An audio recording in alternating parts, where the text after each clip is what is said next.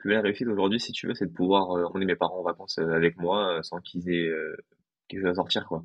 Parce que aujourd'hui, enfin, c'est ma vision des choses, mais celui qui a de l'argent et qui fait pas profiter son entourage, bah, c'est une merde, quoi, un peu. Moi, je fais pas du tout de contrat parce que je supporte pas bloquer les gens comme j'aimerais pas qu'on me bloque non plus. Donc, c'est vraiment, si tu veux, je fais de la facturation hebdomadaire pour chaque client. Comme ça, chaque fin de semaine, bah, il sait s'il veut recommander pour la semaine d'après ou pas. Donc, il y a beaucoup plus de gestion. C'est vrai, c'est relou, mais au moins le client il est libre. Tu vois, il se dit pas ouais, je suis jusqu'à la fin du mois avec lui ou alors il m'a bloqué, des trucs comme ça. Tu vois, au moins je sais que chaque fin de semaine il se sent, tu vois, il respire. Ah oui, bah, c'est très courageux et entre guillemets risqué parce que en gros là du jour au lendemain, si tous tes clients te disent on coupe, ah t'as plus de clients quoi. Ouais, mais c'est pas grave si j'ai plus de clients, c'est ma faute.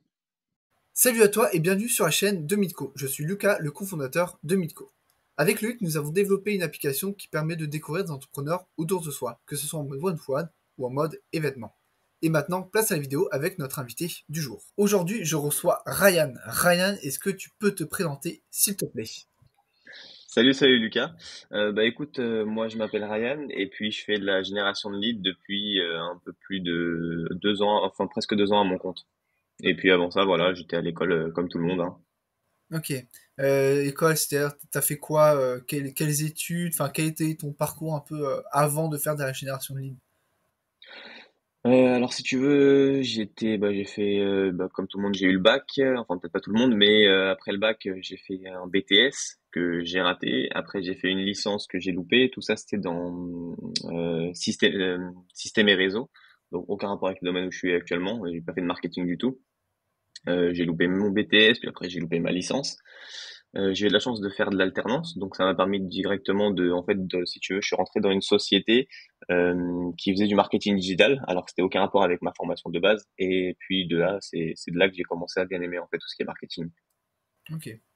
Et quel a été l'élément déclencheur pour toi? À partir de comment tu t'es dit, là, je suis dans le salariat, tout ça, enfin, dans les études, alternance, tout ça. À quel moment tu t'es dit, allez, je me lance?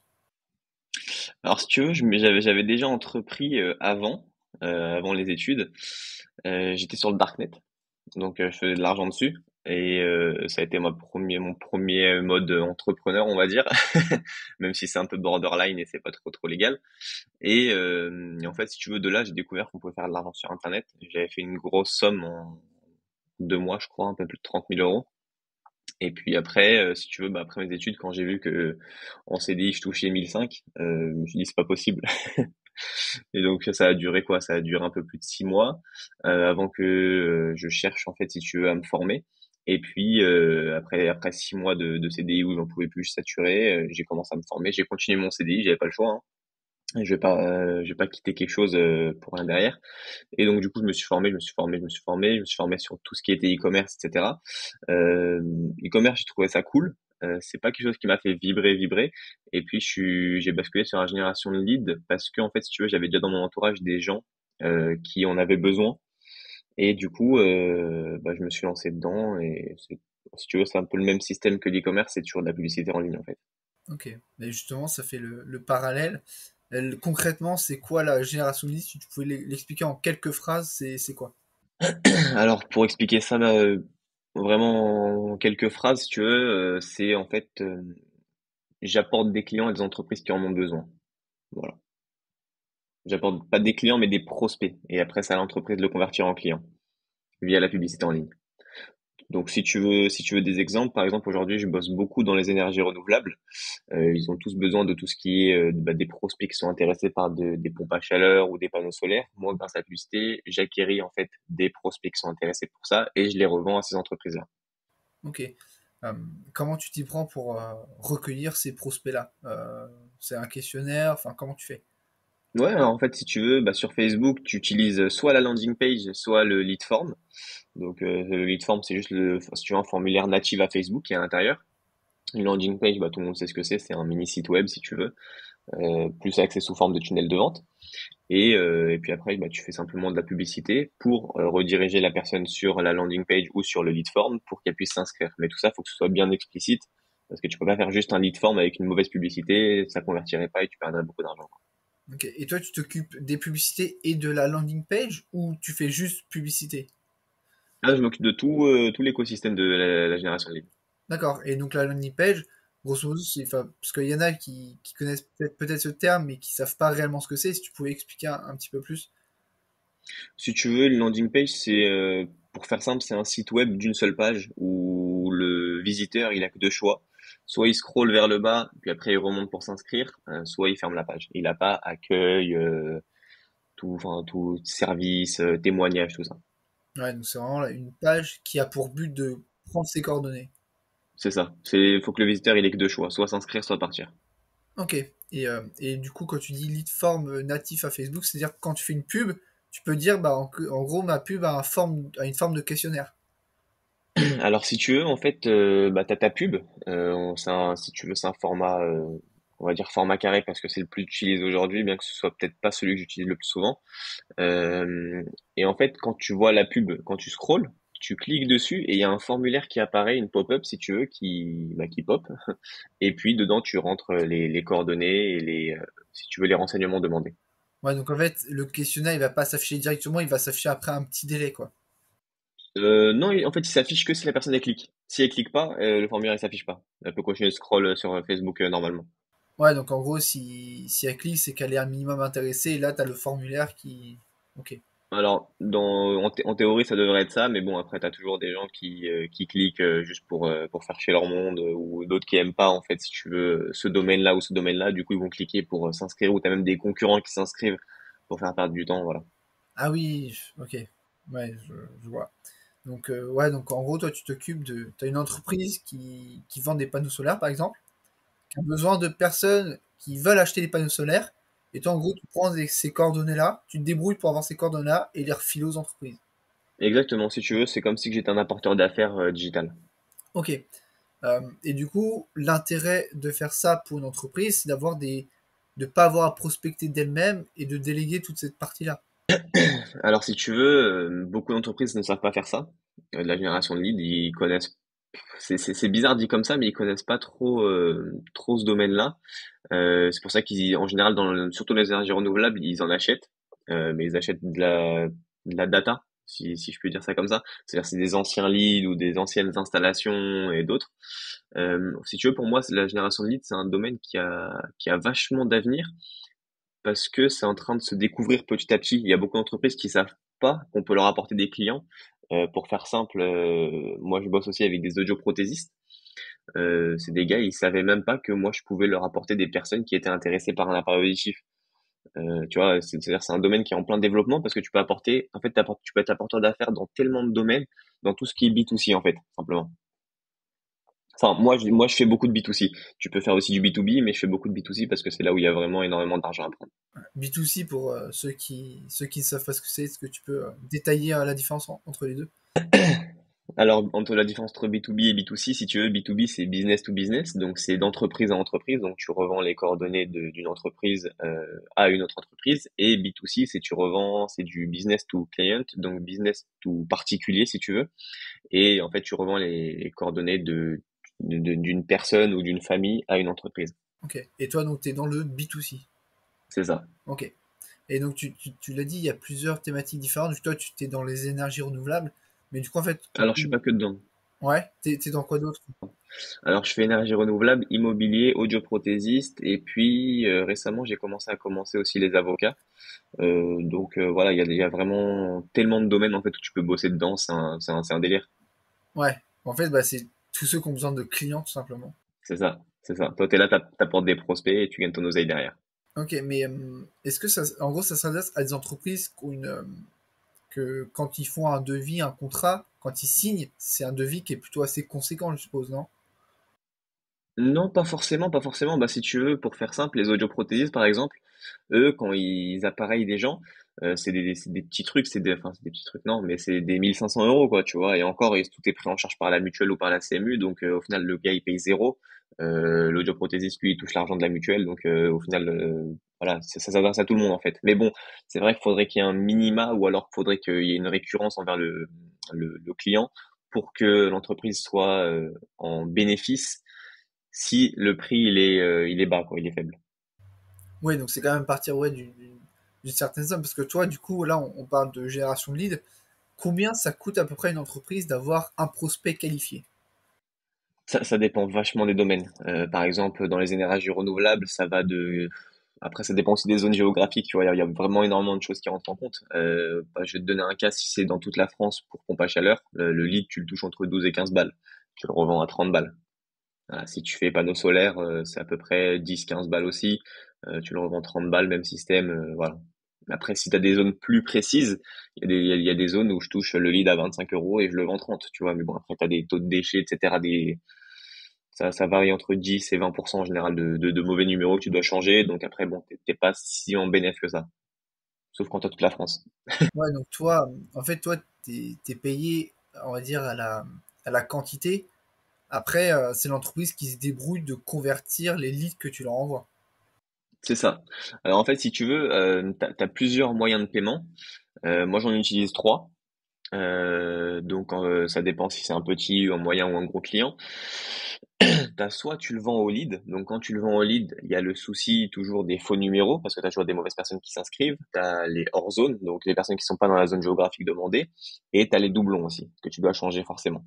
Et, euh, et en fait, quand tu vends le lead, tu dois prendre tout ça en compte, et en général, ça représente entre 10 et 20% du nombre de leads que tu envoies. Ça veut dire si tu génères 100 leads pour 2 500 euros, bah, tu sais que tu vas devoir utiliser à peu près 15% de plus pour remplacer en fait les 15% de mauvais numéros. Voilà. Après, bon, t'as un autre système de paiement, c'est si tu gères les campagnes. Donc, si tu fais juste de la gestion de campagne et t'es payé à gérer les campagnes, tu t'occupes même pas de ça. Enfin, tu t'en occupes pour pouvoir justement optimiser les campagnes, mais ça dépendra après du taux de déchets, mais tu t'en occupes pour optimiser les campagnes si c'était sur Google, évidemment. Et puis, tu as un autre point de paiement aussi, c'est quand tu prends un fixe plus commission sur le nombre de leads générés. Là, tu vas devoir t'en occuper aussi. Ok. Ouais, donc en fait, toi, donc tu utilises Facebook et Google. En fait, grâce à ça, ça te permet de remplir un fichier de leads, donc de personnes qualifiées. Et ce fichier-là, toi, en gros, par exemple, si tu obtiens une personne, ça t'a coûté 15 euros, bah toi, du coup, tu vas la revendre un peu plus cher. C'est là où tu fais ta marge, en gros. C'est là où toi, tu te rémunères. C'est ça exactement. Bah après, en fonction des domaines, tu dois t'aligner au marché. Il y a des domaines où il n'y a pas de marché, donc c'est à toi de fixer le premier prix. Euh, mais sinon, ouais, ça se passe comme ça en général. Tu acquéris le lead et tu le revends. Moi, en général, après, si tu veux, c'est plus d'intégration en direct que tu veux mettre. Ça veut dire que quand la personne s'inscrit, ton client, il doit le recevoir directement soit dans son CRM, soit sur un Google Sheet pour pouvoir le traiter le plus rapidement possible. Ouais, ok. Ouais, donc oui, c'est genre, t'attends pas un mois de lui envoyer tout un fichier, quoi. Ça se fait au fur et à mesure, un flux continu, en fait. Exactement. En fait, si tu veux, faut que plus le client plus le lead il est frais, plus le prospect il est frais, plus il y aura de chances qu'il convertisse. Ouais, évidemment. Si quelqu'un s'inscrit et qu'on le recontacte 2 mois plus tard, mais ouais, il a potentiellement déjà fait un appel, quoi. Même le jour même, en général. Il y en a qui contactent le jour même et il y a d'autres transformations qui explosent. Ouais, ouais, si l'entreprise est vachement réactive, ça peut le faire. Ok, ouais, donc et donc tu utilises principalement Google, Facebook et tu utilises d'autres canaux? Alors j'ai testé un peu de native, malheureusement c'était moyen, donc j'ai coupé parce qu'il n'y avait pas assez de bons résultats, les clients ils se plaignaient. J'ai pas encore testé TikTok, j'ai eu des retours, mais après j'aime pas me fier aux retours que j'ai parce que je me dis que faut que je fasse ma propre expérience obligatoirement dessus, mais j'ai eu des retours négatifs, donc faudrait que je teste à l'avenir. Pour l'instant, voilà, j'ai pas trop besoin. C'est pas comme si j'étais dans le besoin de quantité en continu. Ouais, parce que TikTok, ça marcherait pareil du coup. Enfin, ça marche comment?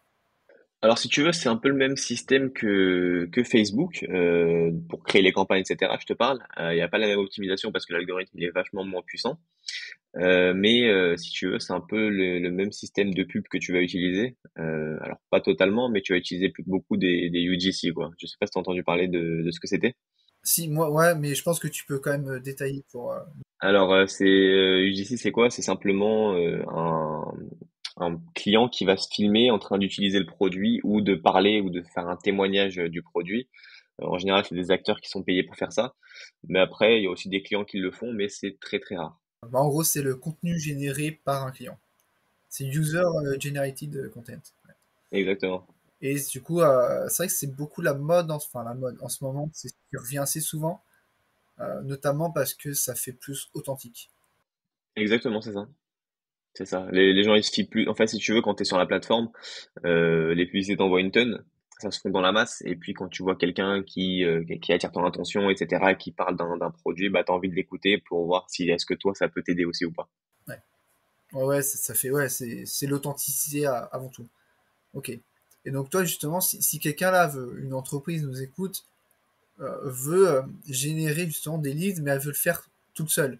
Euh, quel type de campagne elle devrait faire? Parce que sur Facebook, il y a plusieurs types de campagnes, enfin plusieurs objectifs.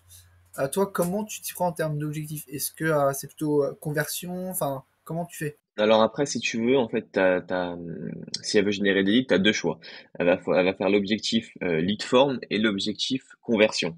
Sur l'objectif conversion, elle va renvoyer ça sur un site web, donc sur son site web où elle pourra récolter des informations, et sur le lead form, Fameuse landing page. landing page, c'est ça. Et sur le lead form, bah, qu'elle fasse un lead form en fait intégré à Facebook, qu'elle teste les deux, qu'elle voit en fait le taux de rentabilité des deux. Donc si, pour donner un exemple, si sur le lead form tu génères un lead à 10 euros, enfin on va plutôt partir sur quelque chose sur 100 leads. Si tu génères 100 leads pour 1000 euros et sur le conversion tu génères 100 leads pour 3000 euros, tu vas regarder en fait si tu c'est pas en fait si tu veux le prix ça compte pas beaucoup à ce moment-là tant que t'as pas regardé en fait le taux de conversion. Si maintenant sur les 100 leads, lead form, tu génères, enfin tu fais 5% de transformation et sur la conversion tu fais 20%, forcément il va falloir rester sur conversion parce que tu as 4 fois plus de conversion que sur le lead form. Par contre, à contrario, si tu es à 10% sur le lead form et tu es à 15% en conversion, bah tu coupes conversion et tu repasses juste sur le lead form. En fait, si tu veux, c'est vraiment le calcul des deux en fait. Ouais, c'est parce qu'en gros, c'est pas parce que ça va te coûter moins cher le lead form que les prospects sont plus qualifiés. Il faut vraiment du coup comparer les deux. Et après, du coup, ça se joue à une partie, vu là on parle de taux de transformation. Ça, du coup, c'est aussi, enfin ça, toi, tu t'en occupes pas du tout en fait. C'est vraiment l'entreprise qui gère. Ouais, alors c'est l'entreprise qui vient, mais moi je m'en occupe de quelle façon en fait si tu veux vu que j'essaie de me différencier de la concurrence, je propose une garantie de transformation, une garantie minimum. Et en fait, si tu veux, c'est ce qui me permet de me différencier aujourd'hui et d'être sélectionné parmi d'autres, parce que les autres ils proposent pas de garantie, ils s'en foutent un petit peu. Et donc en fait, si moi j'atteins pas en fait le pourcentage que j'ai donné, eh ben je vais payer de ma poche pour atteindre ce pourcentage. D'accord, donc tu vas rajouter, tu vas refaire une campagne jusqu'à ce que le taux de transformation soit le bon. Et du coup, enfin, du coup, comment tu peux t'assurer d'un taux de transformation, sachant que c'est l'entreprise qui derrière qui conclut l'affaire, quoi. Ouais, bah en fait, si tu veux, moi je leur demande un retour chaque fin de semaine sur. En fait, ils me font ça sous forme de diagramme. Donc en fait, pour faire simple, c'est comme si tu avais un camembert et du coup, c'est coupé en plusieurs parties. Donc tu as une partie où il y a taux de transformation, donc taux de rendez-vous. Tu as une partie où il y a les NRP, donc les personnes qui n'ont pas répondu. Tu as une partie où il y a les à rappeler. Tu as une partie où il y a les pas intéressés. Tu as une partie où il y a les non pas fait de demande. Et en fait, et t'as une partie aussi où il y a écrit faux numéro, doublon et hors zone. Et en fait, sur tout ça, je vois en fait surtout au niveau des NRP et des à rappeler s'ils s'en sont occupés ou pas. Si je vois qu'ils s'en occupent pas, je leur dis qu'on arrête là. Si je vois qu'ils s'en occupent, à contrario, bah là, je sais qu'ils s'investissent et donc qu'il y a de l'argent à faire. Ouais, ok. Oui, c'est sûr, parce que oui, ils pourraient te dire, bah écoute, Ryan, on transforme pas, mais c'est sûr que s'ils s'occupent pas de la transformation, forcément, ça va pas transformer. Exactement. Petite pause comme ça entre deux questions. Si cette vidéo te plaît, n'hésite pas à liker, à commenter, à partager cette vidéo. Ça nous soutient et surtout, ça mange pas de pain, c'est gratuit. N'hésite pas à aller voir en description l'application Mitco qui te permet de découvrir des entrepreneurs autour de toi. Sur ce, on reprend avec l'interview. Ok. Donc, en tout cas, c'est hyper intéressant. Donc, si une entreprise là veut se lancer, toi, ce que tu conseilles, c'est vraiment faire une campagne de conversion que tu rediriges sur une landing page ou faire natif à Facebook et faire un lead form et ensuite comparer le taux de transformation des deux. Exactement. De fait, en fait, elle fait les deux. Après, ça dépendra de son budget. Si c'est un petit budget, faire lead form Facebook. Si à contrario, c'est un gros budget, faire les deux, regarder où est-ce que le taux de transfo il est plus intéressant et puis se focus sur justement là où c'est hyper intéressant. Puis après, tu as aussi du Google. Donc Google en énergie renouvelable, ça va dépendre vachement de ta façon de cibler, de ta segmentation d'audience, de tes mots-clés. Parce qu'en énergie renouvelable, il y a énormément de mauvais termes. Pour faire simple, moi j'avais fait du lead un moment sur pompe à chaleur et je me suis placé sur un mot-clé en fait qui est chèque énergie et je me suis fait déchirer parce que en fait je m'en étais pas rendu compte tout de suite quand j'ai envoyé le lead, etc. Et j'ai eu un retour que la semaine d'après, donc j'ai fait une semaine de lead en fait si tu veux poubelle. Et donc vas-y, fallait rattraper tout ça. Donc en fait Google c'est faut vraiment que tu t'en occupes tous les jours et essayer d'avoir un retour tous les jours des clients et pas chaque fin de semaine parce que moi je fais vraiment chaque fin de semaine. D'accord, ouais, donc en fait, parce qu'on pourrait croire là, quand on bat comme ça, on pourrait croire qu'en gros, tu lances ta campagne, tu mets genre campagne pendant un mois et après basta. Mais non, en fait, à chaque fois que tu regardes, tu vérifies, tu check. T'es obligé, parce que sinon, toi, tes prix ils vont dépasser le marché en général, ou alors sur Google, t'auras des mauvais leads. Enfin, t'as beaucoup de choses à regarder quand même. À chaque fois que tu retouches un peu la campagne quand elle est en cours, tu fais des ajustements en fait. Alors sur Google, tu peux te le permettre. Sur Facebook, c'est autre chose. Sur Facebook, tu vas couper les mauvaises pubs. En fait, si tu veux, tu as trois phases d'apprentissage. Tu as la phase d'apprentissage qui est au niveau de la campagne, tu as la phase d'apprentissage qui est au niveau de l'adset et tu as la phase d'apprentissage qui est au niveau de la pub. Donc en fait, si tu veux, tu peux modifier tes pubs. Bon, en général, on modifie jamais une pub qui fonctionne. Si tu as une campagne qui cartonne, bah tu vas couper les pubs qui fonctionnent mal. Mais dans ce cas-là, si tu veux rajouter de nouvelles pubs, moi ce que je fais, c'est que je duplique la campagne et en fait c'est dedans que je vais rajouter mes nouvelles pubs. Et quand j'ai une bonne pub qui est cool, bah je la prends et je la mets dans la première campagne qui était good. Ok. Et quand tu dis pub, enfin là tu parles de pub, ad set, campagne, grosso modo. En fait, ouais, t'as campagne, ad set et ads. Et en fait, je parle de l'ads. D'accord. Et là c'est la pub en elle-même. Ouais, c'est ça. En fait, t'as le contenu publicitaire, donc images, vidéos, carousel, tout ça. T'as le texte, les titres, les descriptions et le bouton call to action. Ok. Et toi tu utilises donc plutôt quel type de contenu? Tu utilises plutôt des vidéos, des photos, des carousels, des UGC. Enfin comment tu. Alors moi, j'utilise de tout parce que t'as pas le choix, t'es obligé de tester à chaque fois. J'ai des images qui cartonnent mieux que des UGC des fois. Et quand celle-là elle cartonne, bah, je les garde pendant un bon moment. Et les vidéos, ça cartonne beaucoup moins en ce moment parce que les UGC, elles ont vachement pris leur place. Donc sinon, c'est surtout images et UGC que j'utilise. Et je mets aussi des vidéos quand même pour tester parce que j'ai pas le choix. Enfin, j'ai le choix, mais je préfère quand même utiliser si jamais ça convertit bien. Ouais. Donc en gros, c'est grosso modo ça, c'est que du test. Tu fais de l'itération sur les campagnes. Tu vois ce qui clique le plus. Ouais. Peut-être pas clique le plus, mais tu vois ce qui, en fait, la première chose que tu vas regarder, c'est le CPL, le coût par lead. Si tu vois que ta pub a fait un bon CPL, bah tu la prends et tu t'essaies de la scaler. Euh, je te parle de ça c'est sur un petit budget, mais après sur un plus gros budget, tu vas regarder en fait tout ce qui est derrière, donc tout ce qui est CTR, tout ce qui est CPM, tout ce qui est CPC, etc. Et tu vas essayer d'optimiser au fur et à mesure. Ok. Et toi, en général, tes clients, quand ils font appel à tes services, ils sont satisfaits. Derrière, ça peut partir sur des contrats de combien? Est-ce que c'est un contrat qui est long dans le temps? Alors si tu veux, moi je fais pas du tout de contrat parce que je supporte pas bloquer les gens comme j'aimerais pas qu'on me bloque non plus. Donc c'est vraiment, si tu veux, je fais de la facturation hebdomadaire pour chaque client. Comme ça, chaque fin de semaine, bah, il sait s'il veut recommander pour la semaine d'après ou pas. Donc s'il y a beaucoup plus de gestion, c'est vrai, c'est relou, mais au moins le client il est libre. Tu vois, il se dit pas ouais, je suis jusqu'à la fin du mois avec lui ou alors il m'a bloqué, comme ça. Tu vois, au moins je sais que chaque fin de semaine il se sent, tu vois, il respire. Ah oui, bah c'est très courageux et entre guillemets risqué parce que en gros là du jour au lendemain, si tous tes clients te disent on coupe, ah t'as plus de clients quoi, grosso. Ouais, mais c'est pas grave si j'ai plus de clients, c'est ma faute. Ouais. Ah, ouais, t'es dans cette optique-là de dire en gros, tu te mets toi-même en danger pour aussi fournir, t'es obligé de fournir un travail de. Voilà, en gros, t'as pas le. Genre, si demain, genre, je sais pas, moi, ce que je te souhaite pas évidemment, si demain ça fonctionne plus, bah, en gros, derrière, toi, pour te retourner, t'auras pas beaucoup de temps, quoi.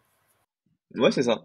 C'est ça. Mais après, c'est pas très grave si tu veux, parce qu'en général, j'essaie toujours de trouver des nouveaux projets à côté, qui sont reliés à ce que je fais actuellement. Parce que si tu veux, en fait, comment je vois la chose, la génération de leads, c'est le pilier, en fait, si tu veux, d'une entreprise. C'est ce qui va permettre à une entreprise, tu peux faire tourner n'importe quel type d'entreprise, en fait, avec ça. Et donc, du coup, je suis en train de regarder les domaines où il y a de l'argent à faire et que je peux relier, en fait, avec ma première activité. Et comme ça, bah, en fait, je peux exploser dans un autre domaine sans pour autant avoir besoin de déjà payer quelqu'un pour qu'il s'en occupe. En fait, c'est moi-même qui vais m'en occuper. Je m'occupe de l'étape 1, de l'étape 2. Par contre, il va falloir que je trouve quelqu'un pour l'étape 3.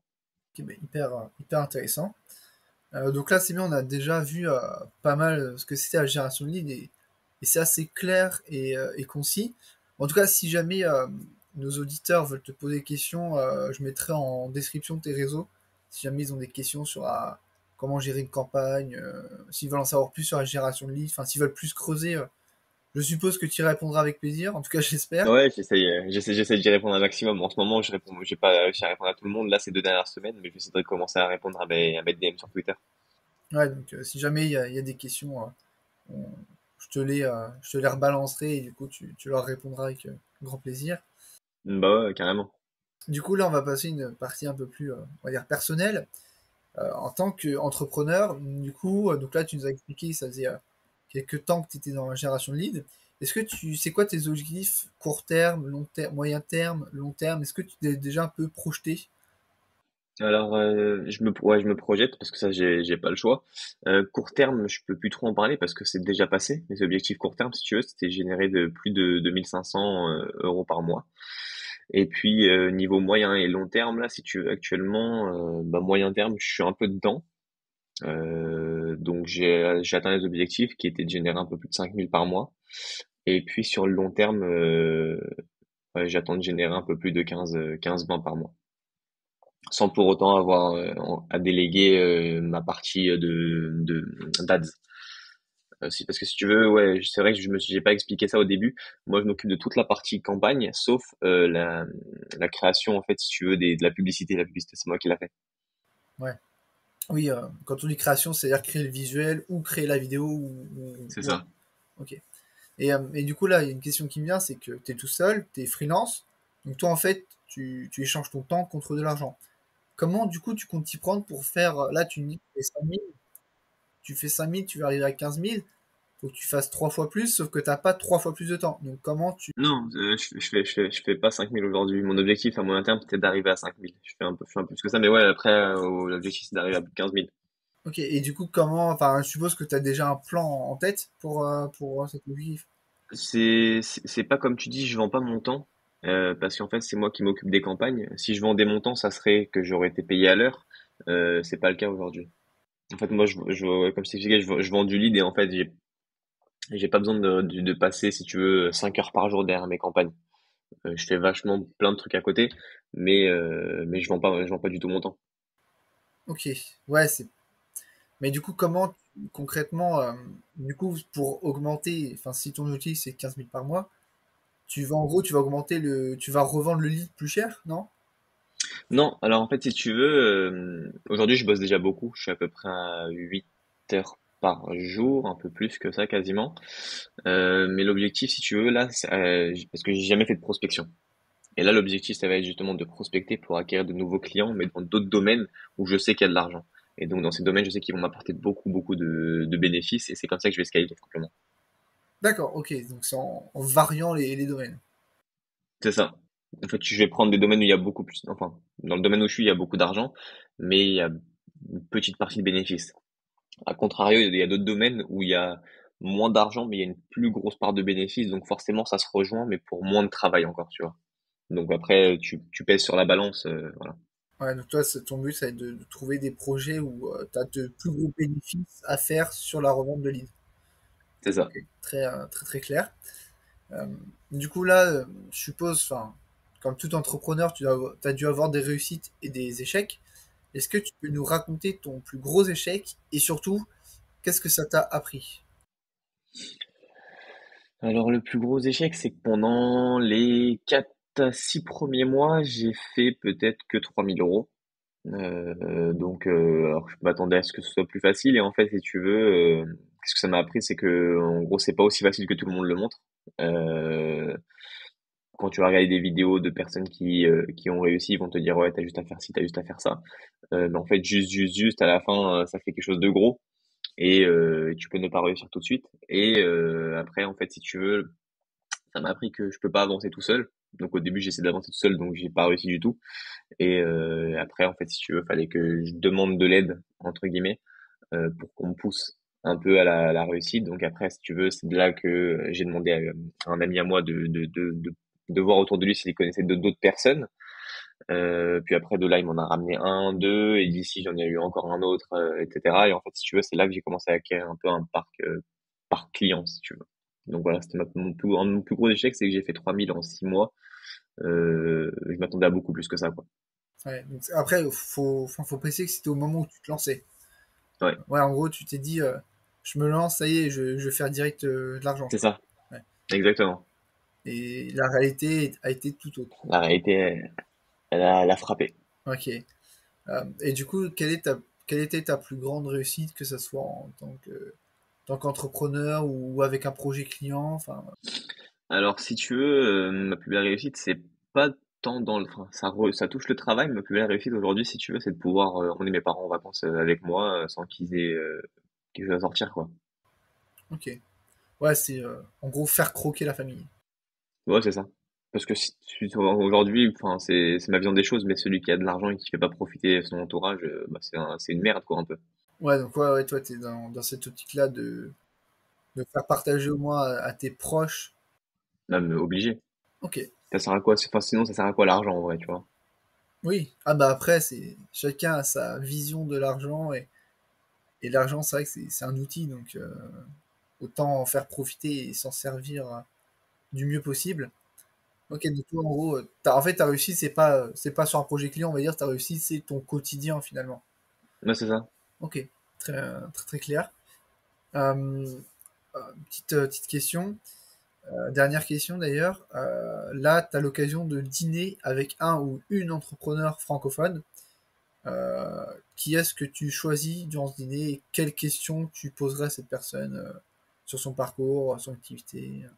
Alors, c'est marrant ce que tu dis parce que j'ai rendez-vous en fait avec un entrepreneur que j'ai besoin de rencontrer, c'est Benoît Dubos je sais pas comment ça se prononce, Du boss, je crois. Dubos. Le CEO de Scalesia. Exactement, ouais. Et puis du coup, bah c'est vrai que j'ai déjà préparé mes questions pour lui, etc. Et une des questions que j'ai à lui poser en fait, c'est sûrement la question la plus pertinente, c'est si j'avais un réseau à privilégier aujourd'hui, ce serait lequel et pourquoi, et de quelle façon tu l'utiliserais? D'accord. En fait, c'est en fait, j'ai pas posé le contexte, mais c'est pour acquérir des clients. Si tu avais un réseau à utiliser et comment, voilà. Quand tu parles de réseau, tu penses à Twitter, LinkedIn, YouTube, Twitter, LinkedIn, cold mailing, tu vois, en fait, un réseau pour avoir des clients. ouais, ok.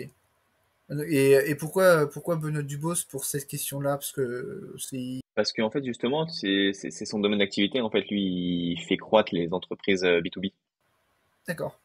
Ok. Donc, et du coup, tu as déjà rendez-vous avec? Ouais, j'ai rendez-vous le 7 dans 3 jours. Donc c'est marrant. Ouais, donc au final, enfin, la question que je te pose, au final, elle va vraiment se concrétiser pour toi.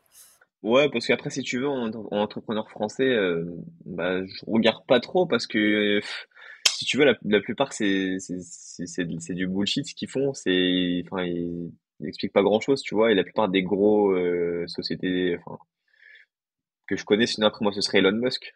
Mais est-ce que j'arriverai à tenir une discussion avec lui parce que j'ai du mal en anglais, donc tu vois. Ouais. Quand tu dis bullshit, enfin, c'est intéressant, genre, tu t'adresses plutôt aux start-upers, quoi. Ah non, alors si tu veux, je m'adresse à tous les entrepreneurs. En fait, si tu veux, je m'intéresse pas trop aux entrepreneurs français. Je m'intéresse plus aux Américains parce qu'ils ont vachement d'avance sur nous. Quand je te parle d'entrepreneurs français, c'est ceux que je vois dans les vidéos YouTube passer en publicité et autres. Donc c'est ça que je vois un peu vachement bullshit et d'autres où il y a vachement de débats sur la façon dont ils parlent. Enfin, bah, je vais donner un nom plus simple, c'est Oussama Hamar. Il y a vachement de débats sur lui actuellement et puis tu sais pas qui croire en fait au final. Tu vois, et moi j'ai pas que ça à faire des recherches sur X ou Y pour voir un peu leur passé, où ils en sont. J'ai autre chose à foutre que regarder la vie des autres. Ouais. Ouais, en gros, grosso modo, tu t'intéresses pas trop à l'écosystème. Français, non. Oui, bah après, sauf les pubs que tu vas passer, forcément, les pubs ne sont pas toujours faites par des entrepreneurs aguerris. Enfin, voilà. Ouais, c'est ça. Oh bon, c'est assez clair. Euh, du coup, où est-ce qu'on peut te retrouver? Donc, tout à l'heure, je parlais des réseaux, mais toi, t'es présent sur quel réseau? D'ailleurs, que je mettrai en description. Donc, Alors, je suis présent uniquement sur Twitter et LinkedIn. J'ai d'autres réseaux, mais j'ai encore rien foutu dessus, comme TikTok par exemple.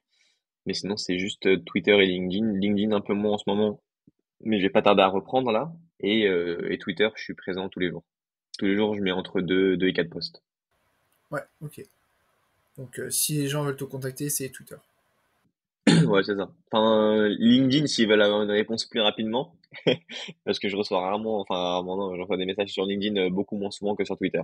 Twitter, j'en ai au moins 2 à 3 par jour et là en ce moment, j'ai pas eu le temps d'y répondre. Ah, t'es sollicité, dis donc. Ouais, mais après c'est surtout sur la partie ads et j'en ai beaucoup qui viennent, enfin c'est marrant hein, mais il y en a beaucoup de la Macaque University là, je sais pas si t'as vu passer, qui viennent me voir justement parce qu'ils se lancent dans la lead gen et autres et ils viennent beaucoup me voir moi quoi. Ouais, ok. Bon, bah, écoute, maintenant on sait où te retrouver. Et du coup, maintenant, le petit mot de la fin ou une citation, je sais pas moi, ou un peu ton indo, si je peux reprendre l'exemple de Naruto. Ouais, Enfin voilà, ce que tu aimes bien, pourquoi, enfin, qu'est-ce que tu as envie de nous partager? franchement, bah, c'est plutôt une contre-citation. Ça sert à rien d'écouter tous ceux qui disent fais les douches froides ou lève-toi tôt. Parce que même si tu te lèves plus tôt et que tu bosses pas, bah ça changera rien à ta vie. Enfin, tu te seras juste levé plus tôt pour au final procrastiner et rien foutre. Lève-toi tard, sois en forme et bosse, plutôt que de te lever tôt et être fatigué et procrastiner. C'est pas vraiment une citation, mais c'est une phrase que j'aime partager parce qu'il y en a beaucoup qui disent ouais, je me suis levé tôt, j'ai fait une douche froide et après je fais quoi?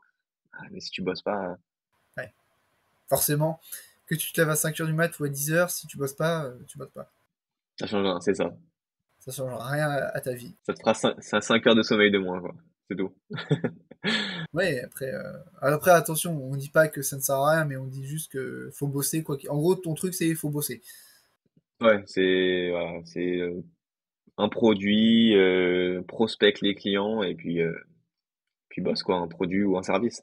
Ouais, il n'y a pas de routine matinale miracle, on va dire. Non, c'est ça. Les routines matinales, après fais du sport parce que c'est important, mais sinon après il y a pas d'autres routines matinales enfin, qui vont te permettre de réussir quoi. Ok, très bien. Mais écoute, en tout cas, merci Ryan pour ton temps, pour cette interview. Encore une fois, en description, je vais mettre tous les liens que tu vas m'envoyer. Et si jamais tu en as d'autres par la suite, on pourra actualiser et les remettre.